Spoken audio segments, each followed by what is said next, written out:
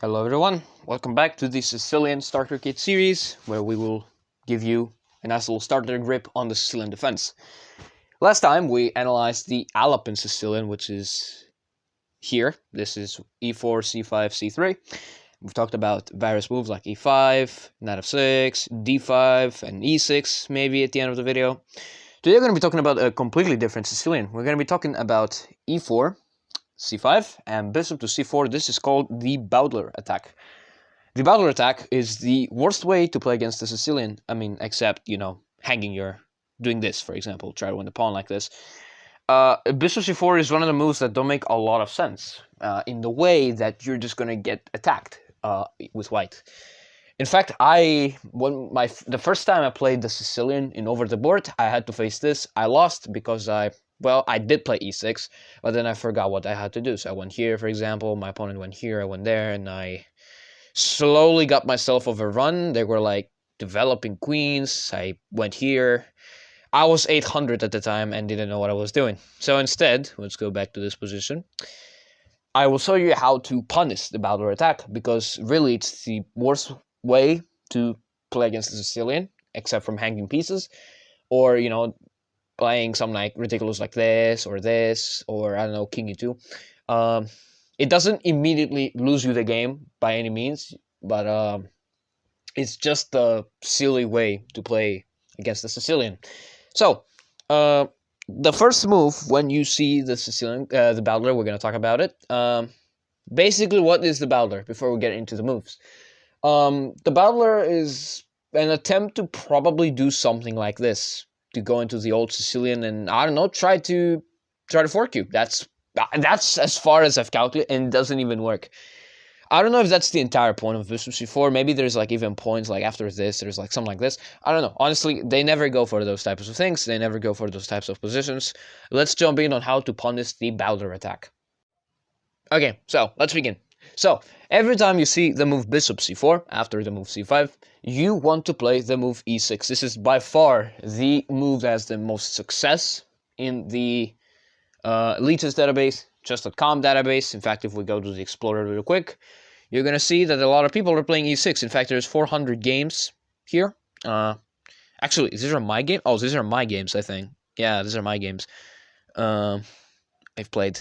And apparently, I've played 420 times the e6. Sometimes I played knight c6. Or I got played those. I don't know if I've ever played the Bowdler. I don't think I've played the Bowdler ever against the Sicilian, even as an 800, but whatever. I guess it says that. So, the first move you're going to want to play is e6. This move prevents any knight f3 and knight g5 ideas, even though they were obviously never going to work. Pretty much people that play the Bowdler have no clue what to do in it.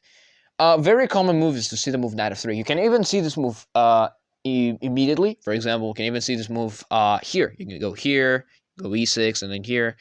And this is still a Bowdler by any means. You're just going to be up a tempo. It's actually the same thing. There's no tempo gain. It's the same thing here like this.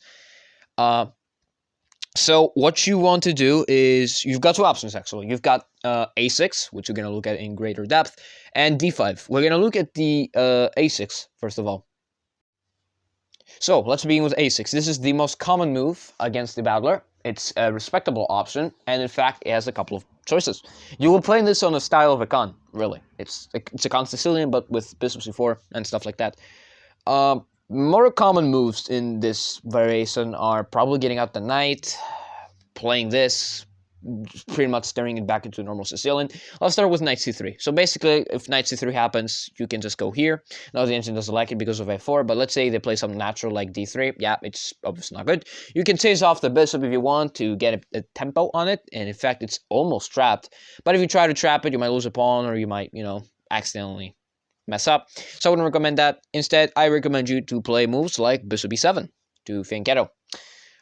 Moves like this bishop move are very common. You can play d6, con Sicilian style. I know it doesn't like the approach I'm taking. And for record, if this move happens, you can always just push the pawn and be completely fine. The engine is just over exaggerating. They will castle most likely or develop the queen. You'll go knight b d7. And they've got one more piece to develop, for example, like this. And here, you've reinforced against the e5 push, just how we talked about. And you go here and here. And this is basically the setup that you're aiming for. And after, let's say, castles here, as you can see, the engine is already recommending bishop shuffling back and forth. So what are the plans in this position? Well, your plans are as clear as follows. You can go rook c8, rook e8, queen b8, bishop d8, bishop c7. You can just play it in the style of a Moroccan buying con Sicilian. For example, games might look like this. Get your rooks here like this and like this. And they might try to be a little bit of shuffling, and queen b8 here, respectable option. It's not hated by the engine. King h1 has the point of getting out of the way, but let's say it's not played. In this case, you can just always just go h6, and be calm here, here, and here, and it's a very equal game. It's a very equal game, and this is the setup that you're aiming for, like this, with the e5 push being reinforced. And if this ever happens, you've got takes, takes, takes, and if takes here, if takes the knight, then I guess this gets fucked. But you can always just go here, check, come back with the queen, and if they take the pawn, you got this sacrifice, and you win the queen. What if they don't do that? What if they just don't fall for this trap, and instead they just, retreat? Then you'll take the bishop, and then you'll be equal in the game.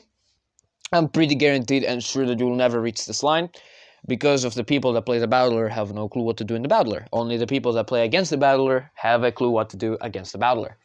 Hope that makes sense. Okay, so that is a6, pretty much. Let's go back to check it out. Let's go with e6, a6. Another move that can happen here is the immediate d4. When d4 happens, you can take, first of all, but then the queen comes out, then you might need to play it like this in the style of Scandinavian. And once the queen goes back to either of the two squares, like the engine said, you can go for the rapid development. You can go queen c7, go back for a count Sicilian. You can develop like this, development, d6, and development. And the only difference is that the knight is here and not here.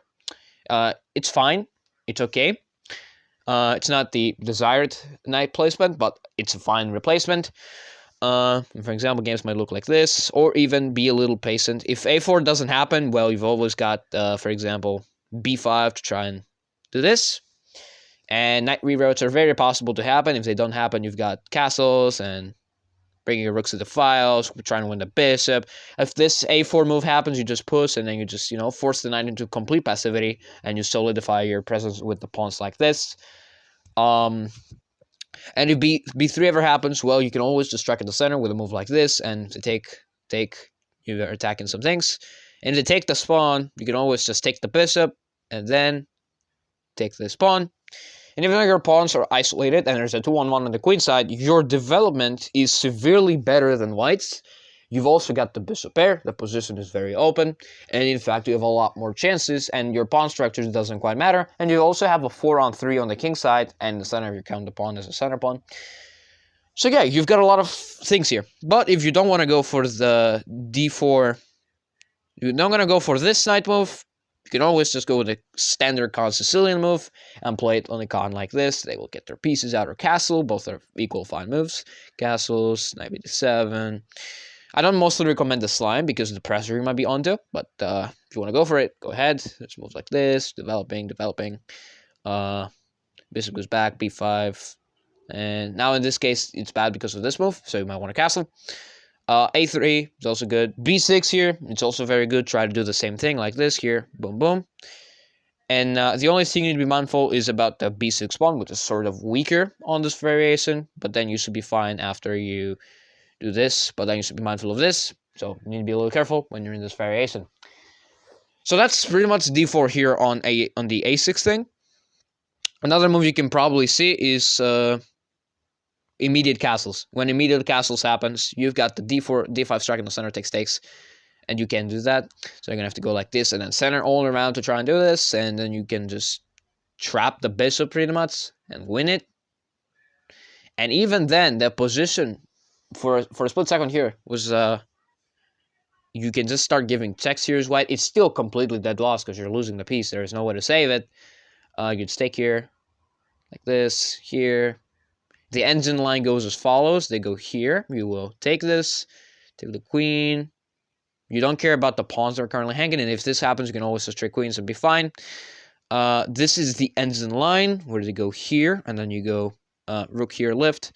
Bishop develops, bishop comes out, now pawn's hanging. You trade it off if you want. If you don't want to trade it off, you can always just go here. Takes, and if this takes, it is a very ugly pawn structure and very hard to play with white. So they're gonna play something like this. This is the engine line. You attack the bishop, then go here. You can take here if you want. It gives a little bit of advantage, but it's fine. But the engine line is king here for some unknown reason. Knight goes here, bishop goes here. Taking this knight is very bad because you're down material, so they're gonna attack this here. And now the knight is really doing some, and I can take here, and like this. Oh, sorry. And this is the line that the engine wants. This is winning for black because of the overwhelming material advantage. And you go here, here, here, here, here, and here, here. And then you take the pawn, and then you're winning. This is the endgame that the engine is thinking of. Now, again, before we discussed about it, so we've discussed about immediate castles and d5. How about we just play it a little bit more calmer, like queen c7, for example. Although d5 is arguably the best move to play against this variation. They can play moves like this. They're very possible to happen. If this happens, you can always just take like this, discover and attack on the bishop. It won't happen. It might happen. It might not happen. You never know. Knight c3. You've always got this b5 thing, and if you're carrying the bishop, they're going here, takes, and you're just basically playing a con at this point. You can even attack the queen if you want, like this, and then go back to playing a normal con Sicilian, but it's not really a con Sicilian if you think about it, but it is very close to being one, fairly. And then you got moves like this. They might try to double up. If they try to double up, you remember to always have this threat. Takes, you just take like this, and you open up a discovered attack on their queen. So they can't really quite double up here. They have to do something a lot more unique, in a way. You can bring your rooks like this, and you can go here, and then queen like this, try to do something, try to find a different scope. You can always just kick out the bishop, but you should be mindful of the light squares on d5. That's far as it goes. As far as it goes, really. That is the entire a6 thing. That's really, I've never seen anything else on the a6 things. I've seen all of these moves. I'm going to start playing a lot more often a6. Try and see what I can do. If you see moves like b5, snap take, really, there's no point. Try to do this. It's a win gambit, whatever. But we're going to be back. So let's go to the next variation. Alright, so we looked at one variation, a6. Respectable option. And also by far the most common one. Let's look at a different one. Let's look at e6 and d5.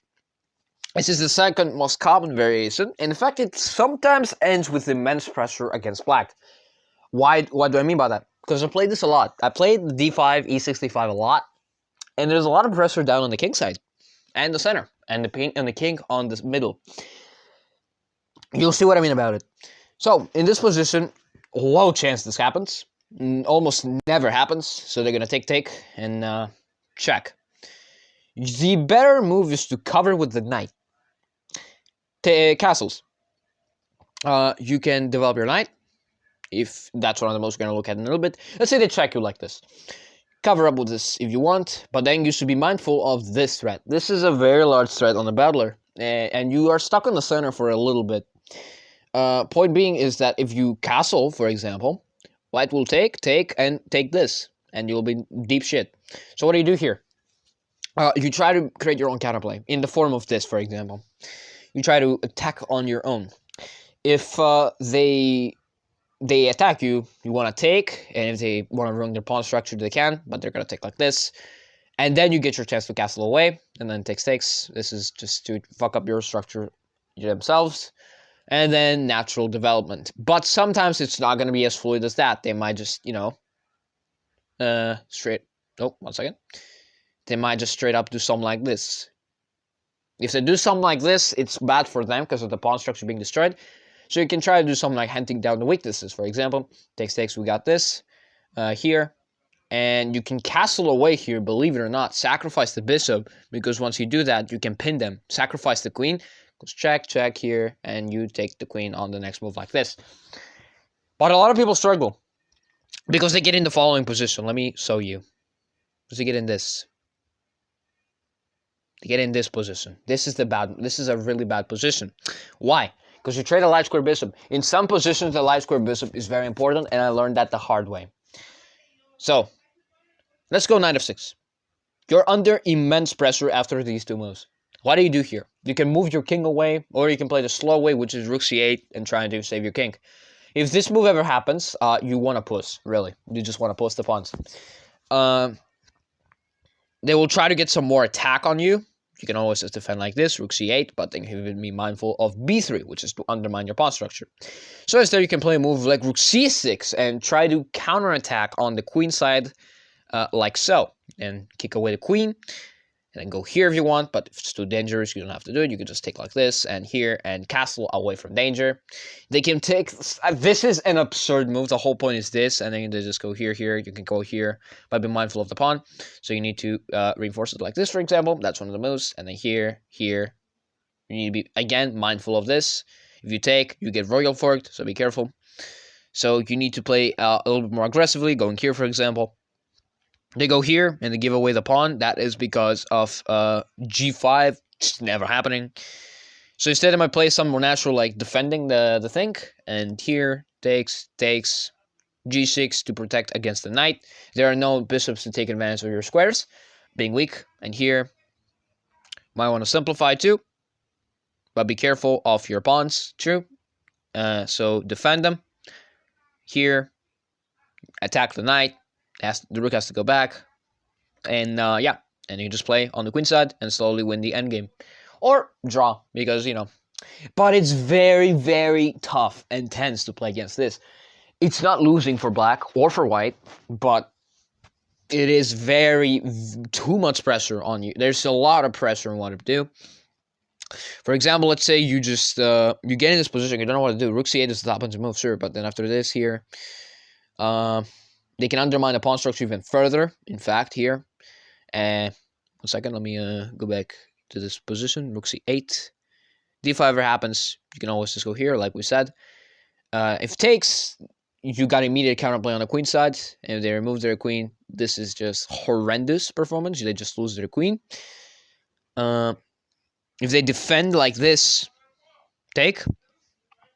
And if they go here, take the rook if you want, but it's bad. You can always just castle away from your problems, and if takes, you've got this nice little pawn chain for the endgame. You might be able to generate some sort of pass pawn. They might try to add more pressure like this. Just keep defending, and you will kick out the queen eventually. Moves like this can happen. Be careful. And you can actually just straight up win the pawn like this, but you should probably not go for it, because it's not really worth it, because your pawn's just become a hanging pawn. You get an isolated pawn, you can't do much. And then here, and here, advancing our pawns even further. Queen goes here, h3, and you can even push the pawn if you want, but then you lose apparently. Very natural move, just loses the game because of a check, so you need to do something like this. And this is most likely the endgame you're going to get. If you're not careful, things can get really hard. So that's the reason why I'm going to start playing a6 a lot more often in this thing. I'm going to start playing a6 a lot more often, because it's a lot more solid and a lot more positional. Okay. I would show you example games, and I will. I got a lot of example games to show you. I will show you some of them. So let's go see some example games. Okay. Let's start with the first game. So, we have a transposition to a Bowdler attack. It's the same thing as this, if you are a little bit more... It's literally the same thing, nothing changes. Nothing changes with this position, it's the exact same thing, but it's not named. I went d5. Takes, bishop b5, bishop d7, and I'll show you why this is a very hard position to play as black. Here, rook b1 check, here, queen e2. So what do you do here? I went here and here. This is a mistake. But apparently in this position, it is like by the engine. Because of one reason only, they did not play this move. Here, this would have been bad. Or going here, and then going here. Apparently, it's considered too slow, and in fact, white is in chance for counterplay. But by playing c3, it actually delays, and rook c7 is one of the engine moves up there. Now after d5 and this in here, it's actually a lot better for white.